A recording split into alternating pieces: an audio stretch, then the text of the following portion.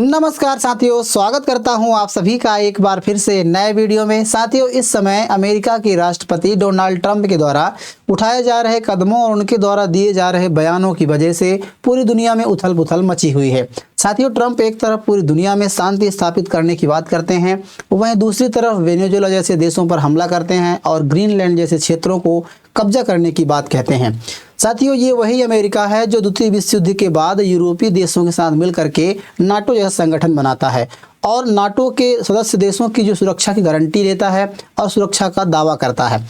लेकिन हाल ही में ट्रंप के द्वारा साथियों एक बयान दिया गया, एक चेतावनी दी गई है कि ग्रीनलैंड को अमेरिका लेना चाहता है, जिसके बाद से, क्योंकि ग्रीनलैंड एक डेनमार्क का हिस्सा है और एक नाटो कंट्री देश है, नाटो संगठन का देश है, तो ऐसे में नाटो संगठन के जितने भी देश हैं उन सभी के बीच में एक दुविधा उत्पन्न हो गई है और जो नाटो संगठन है उसको लेकर के विश्वास कम होता हुआ दिखाई दे रहा है।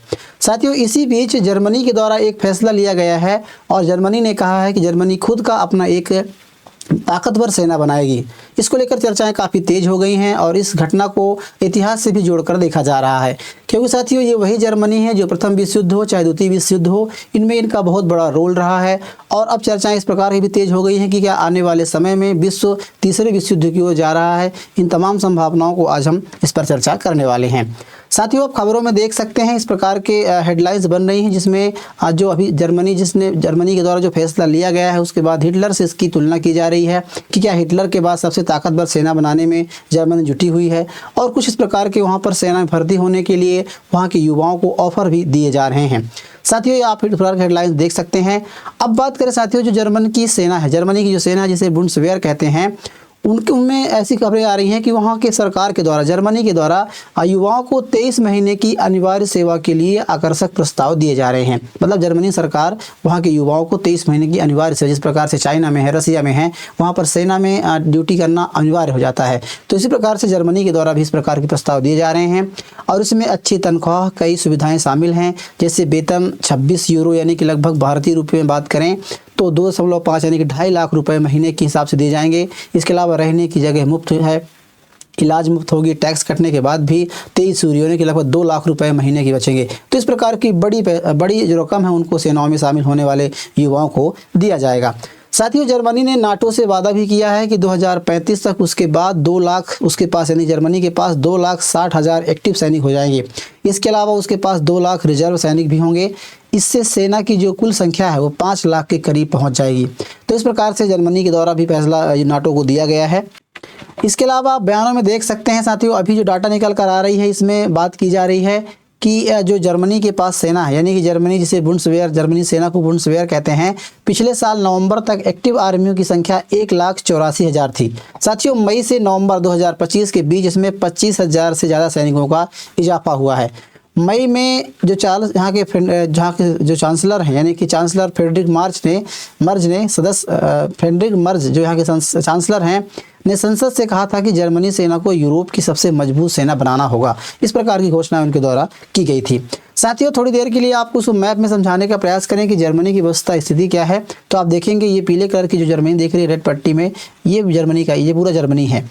साथियों, ये यूरोप महाद्वीप का एक देश है और एक ज़माने में इतिहास में से काफ़ी बड़ा योगदान रहा है। प्रथम विश्व युद्ध हुआ हो या द्वितीय विश्व युद्ध हुआ हो, इसमें इसने काफ़ी ज़्यादा अहम रोल निभाया था। साथियों, यहाँ के तानाशाह हुए एडोल्फ हिटलर, जिन्होंने द्वितीय विश्व युद्ध में काफ़ी ज़्यादा उन्होंने रोल निभाई थी। अब साथियों, ये जो जर्मनी है ये सेना बनाने के बारे में क्यों सोच रहा है? साथियों, दरअसल क्या है कि ये नाटो कंट्री, जिस प्रकार से डोनाल्ड ट्रंप के द्वारा भी बयान दिए गए हैं और उन्होंने डोनाल्ड ट्रंप ने ये भी कहा है कि जो ज़्यादा खर्च उठाता है, क्योंकि अमेरिका के जो लोग हैं, अमेरिका के टैक्स पेयर लोग हैं जो टैक्स देते हैं, उनका इस्तेमाल अमेरिका नाटो के संगठन, नाटो के सैनिक बनाने में, सैनिकों में इस्तेमाल करता है। तो ऐसे में अमेरिका काफ़ी ज़्यादा पैसे इस्तेमाल करता है। तो अब नाटो कंट्री को ज़्यादा तवज्जो नहीं दे रहे हैं। ऐसे में जो जर्मनी जैसे देश हैं उनको रसिया का डर सता रहा है, क्योंकि रसिया, साथियों आप देख सकते हैं मैप में थोड़ी देर के लिए, ये जो रसिया है, अभी रसिया यूक्रेन के साथ वार चल रहा है। जो बेलारूस है वो तो आपको कोई वैल्यू नहीं है, क्योंकि रसिया जब चाहे तो उस पर कब्जा कर सकता है। ये पहले यूएसएसआर का हिस्सा हुआ करते थे। और उसके बाद बचता है पोलैंड पर भी हमने देखा था किस प्रकार से पुतिन के जो बम्बर से उन्होंने बम यहाँ पर गिराए थे, ड्रोन के द्वारा हमले भी किए गए थे उस समय पहले। अब बचता है यहाँ पर जर्मनी, यानी कि अब उसको अंदाजा इस बात का हो गया है कि यदि आने वाले समय में नाटो जैसा संगठन सक्रिय रूप से काम नहीं करता है, जैसे कि डोनाल्ड ट्रंप के द्वारा बयान दिए जा रहे हैं, उनके द्वारा फैसले लिए जा रहे हैं, तो उसकी वजह से अगला जो नंबर है रसिया के द्वारा हमले किए जाने का वो जर्मनी का है। तो जर्मनी इसके लिए पहले से भी तैयारी कर रहा है। साथियों, रिपोर्ट्स के मुताबिक आप यहाँ पे देख सकते हैं, रूस के एक जो सैन्य इतिहासकार उन्होंने कहा है कि रूस 2029 तक नाटो पर हमला कर सकता है। पिछले 4 साल में हमें समझ आ गया है कि हम हालात की गंभीरता नहीं समझ पाए थे, यूरोप का भविष्य दांव पर लगा हुआ, इस प्रकार का उनके द्वारा बयान दिया गया है। और उन्होंने कहा कि रसिया 2029 तक नाटो में हमला कर सकता है।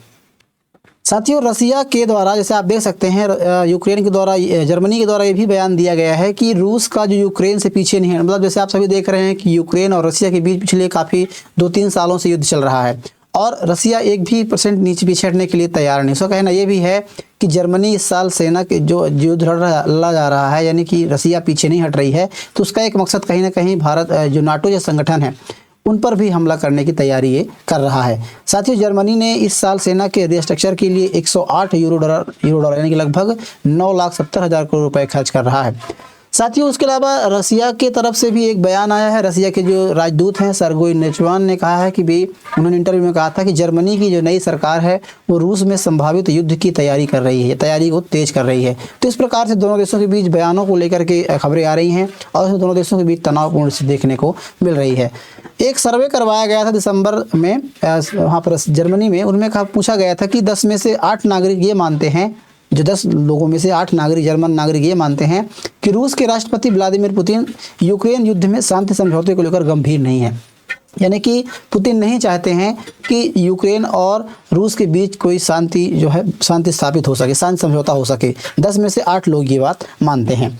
साथियों, अभी हाल ही में जर्मनी के जो संसद हैं उनके द्वारा, हालांकि क्योंकि पहले जो शासन हुआ करता था वो तानाशाही शासन हुआ करता था जिसमें द्वितीय विश्व युद्ध हुआ था, लेकिन अभी वर्तमान में वहाँ पे लोकतांत्रिक शासन है और वहाँ के चांसलर हैं फ्रेडरिक मर्ज, इनके द्वारा संसद में एक बिल पेश किया गया था।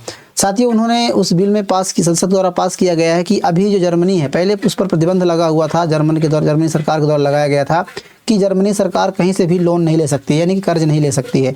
लेकिन अभी हाल ही में वहाँ संसद द्वारा मंजूरी दे दी गई है कि जर्मनी सरकार अब कहीं से भी लोन या कर्ज ले सकती है।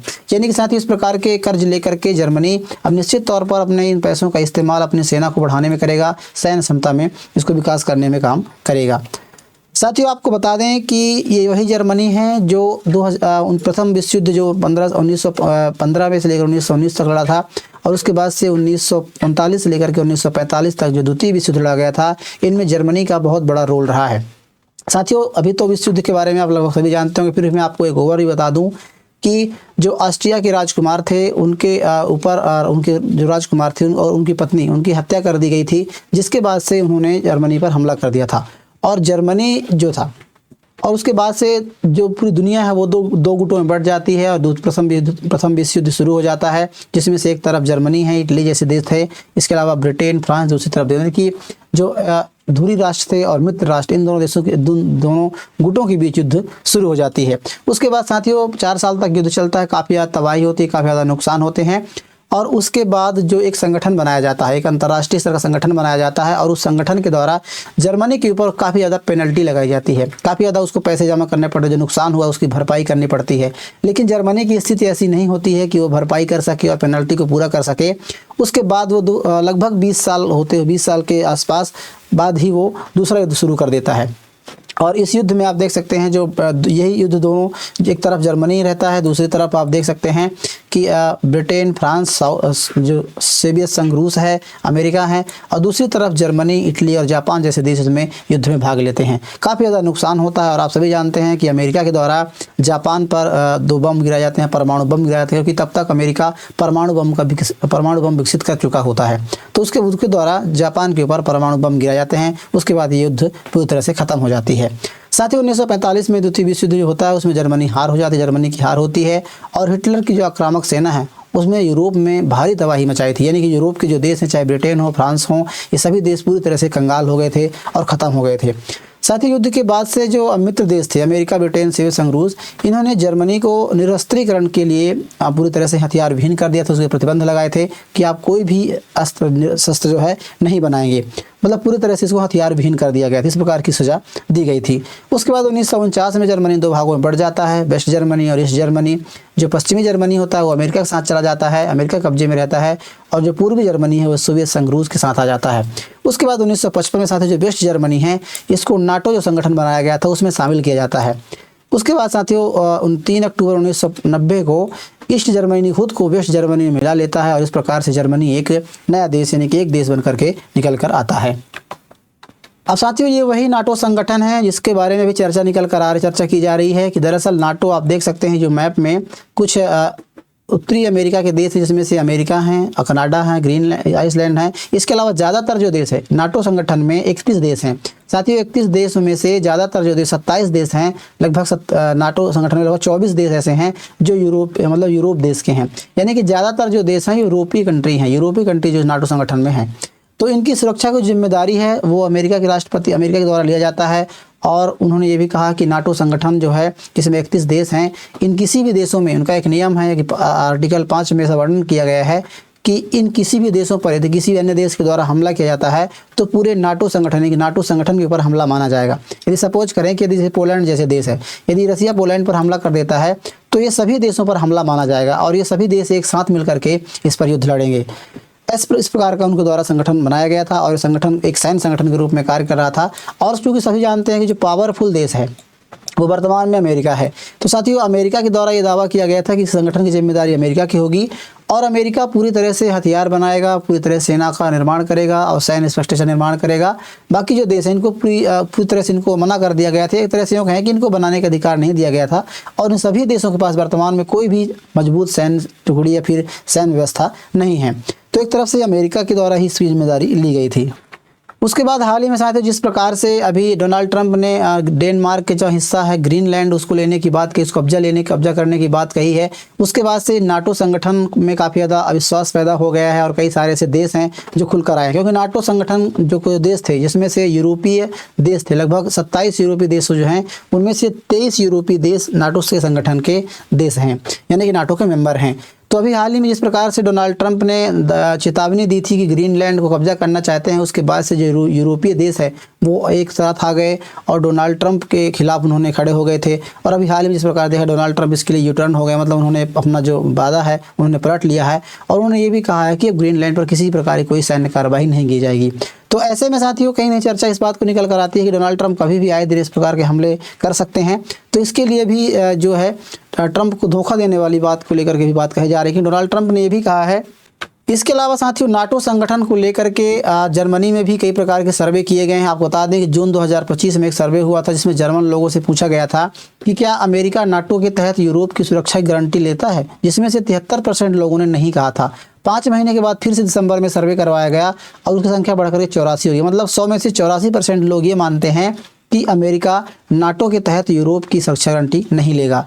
इसके अलावा साथियों अब 90% से ज़्यादा जर्मनी के लोग मानते हैं कि यूरोप में अमेरिकी राजनीतिक दखल नुकसानदायक है, यानी कि अमेरिका का इस प्रकार संगठन में होना नुकसानदायक है। खासतौर पर इसलिए क्योंकि अमेरिका ने खुले तौर पर दक्षिणपंथी दलों को समर्थन दिया है जो रूस के प्रति निगरान रखते हैं। इस प्रकार से कई प्रकार संगठनों में से भाग भी लिया है। अब इसके अलावा साथियों अमेरिका पर भरोसा इतना गिर गया है कि 10 में से 6 जर्मन लोग अब ये मानते हैं कि अमेरिका नाटो का संगठन है लेकिन यूरोपीय देशों की रक्षा नहीं कर सकता है, और उन्होंने कहा है कि इसकी जगह अब जर्मनी को ब्रिटेन और फ्रांस जैसे देशों के साथ परमाणु सुरक्षा व्यवस्था बनानी पड़ेगी। अब बात करें यूरोपीय देशों की, साथियों यूरोपीय देश में आप देख सकते हैं जो सबसे ज़्यादा ताकतवर सेना है उनके पास, उसमें फ्रांस है। फ्रांस के पास 2.46 लाख सेना है। इसके अलावा पोलैंड के पास 2.16, जर्मनी के पास 1.84 और ब्रिटेन के पास 1.80 लाख सेना है। तो इस प्रकार सैनिकों की संख्या यहाँ पर दिखाई गई है। अब उन्होंने ये भी बताया गया है कि अब आने वाले समय में हो सकता है कि जर्मनी ब्रिटेन और फ्रांस के साथ एक परमाणु सुरक्षा बनाए और एक अलग सैनिक बनाए। तो स्वाभाविक सी बात है आने वाले समय में ऐसा होता है कि फ्रांस और ब्रिटेन और जर्मनी मिलाकर के एक मजबूत सेना को निर्माण कर सकते हैं। अब साथियों आपको बता दें कि ये जो घटनाक्रम घट रही है अभी ये इस पर बयान दिए जा रहे हैं। हालांकि आपको बता दें कि अभी इस प्रकार के बयानों को लेकर कोई पुख्ता जानकारी नहीं आई है। अभी हाल ही में खबरें ये भी आई थी कि डोनाल्ड जो वहाँ पे मर्ज हैं, जो फेडरिक मर्ज हैं, उनके द्वारा जो इटली प्रधानमंत्री हैं मिलोनी, उनके से उनकी मुलाकात भी हुई है और इस चीज़ को लेकर के उन्होंने नाटो को मजबूत करने का भी उन्होंने बात कही है। अब साथियों, क्या संभावनाएं बनती हैं कि आने वाले समय में जिस प्रकार से इतिहास दोहराया जा सकता है कि वर्ल्ड वार की संभावना बन रही है, तो इस पर यदि बात करें तो हालांकि अब सिस्टम बदल चुका है। पहले जर्मनी में जो तानाशाह का शासन हुआ करता था, अब वर्तमान में यहाँ पर लोकतंत्र का शासन है। पहले एक व्यक्ति पूरा नियंत्रण करता था, लेकिन अब यहाँ पर क्या है, संसद की व्यवस्था है और संसद की अनुमति के बिना सेना कुछ भी बड़ा काम नहीं उठा सकती है। यानी कि संविधान में कई सारे यहाँ पर वर्णन किए गए हैं और मतलब कहने मतलब ये है कि कोई भी नेता या कोई भी देश इस प्रकार के युद्ध में अपने आप को नहीं झोंक सकता है। अब साथियों, 1939 जैसी स्थिति अब नहीं है। बहुत सारे ऐसे देश हैं जो परमाणु हथियार संपन्न देश हैं। इसके अलावा बहुत सारी वैश्विक अर्थव्यवस्थाएं जुड़ी हुई हैं और कई ऐसे संगठन हैं जो इस पर काम कर रहे हैं, चाहे संयुक्त राष्ट्र संगठन हो। इसके अलावा और भी कई ऐसे संगठन हैं जो इस पर काम भी कर रहे हैं। तो अभी वर्तमान में फिलहाल विश्व युद्ध होता हुआ दिखाई नहीं दे रहा है। आने वाले समय से कोई संभावना नहीं है। हाँ, ये कोई ताकतवर देश जब तक इस पर हमला नहीं किया, जैसे रसिया के द्वारा यदि जर्मनी पर हमला किया जाता है तो नाटो जैसे संगठन है, इसके अलावा अमेरिका के द्वारा ऐसे किए जाते हैं तो और भी संगठन बनाए गए हैं। तो इस प्रकार से भी संभावनाएं नहीं है। अभी आपका क्या कहना है इसके बारे में, आप कमेंट बॉक्स में बताइए। जानकारी आपको कैसी लगी इसके बारे में ज़रूर बताइएगा। वीडियो यदि आपको पसंद आई तो वीडियो को लाइक कीजिए, चैनल को जरूर सब्सक्राइब कर लीजिएगा। मिलते हैं किसी ऐसे नए इन्फॉर्मेशनल वीडियो के साथ, तब तक के लिए नमस्कार।